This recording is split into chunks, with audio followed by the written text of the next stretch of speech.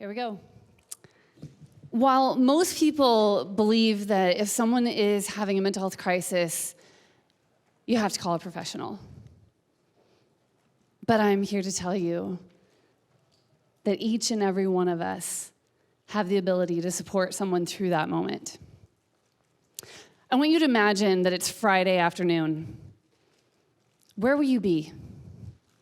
Where will you be sitting? Now I want you to picture that someone you care about comes up to you and says, "I'm scared I'm gonna die." And you quickly realize that the thing that this person is afraid of is themselves. That this person that you care about is suicidal. How do you feel in this moment? Do you feel prepared or do you feel scared? I can tell you that when my dad was in one of his darkest moments, the person he turned to was his boss. His boss didn't know how to talk about it. His boss didn't know how to help him. None of us did. On June 2nd, 1999, I lost my dad to suicide. That was the catalyst that has driven my need to understand what happened. Because the stigma associated with suicide, that's not who my dad was. Fast forward to February 2021. It's about 10 o'clock at night, and I receive a phone call from a very good friend of mine. And he says, "Hey, Jenny, you taught me the 3 factors that put someone at the greatest risk for suicide. And I'm worried about you." He said, "I know you're going through extreme distress right now because of your divorce.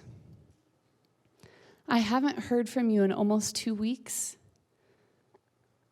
so I think that you're isolating yourself. So tell me, what do you believe in this moment?" Now, even though I love him dearly, I taught him these 3 factors. I had never thought that he would be the one I'd reach out to and say, "I'm not okay." And the truth was that in that moment, I didn't even think my daughters needed me. What he did for me, though, is he gave me a safe space to talk about my divorce. You see, I process out loud. And by not being able to talk about it, my distress was intensified, and I was isolated. By giving me that safe space, he pulled me out of my isolation. He alleviated my distress, and he pulled me back to center so that I knew that my daughters needed me. Now, this is a guy who I love dearly, and the reason that he knew these 3 factors was because he himself had gone through a divorce.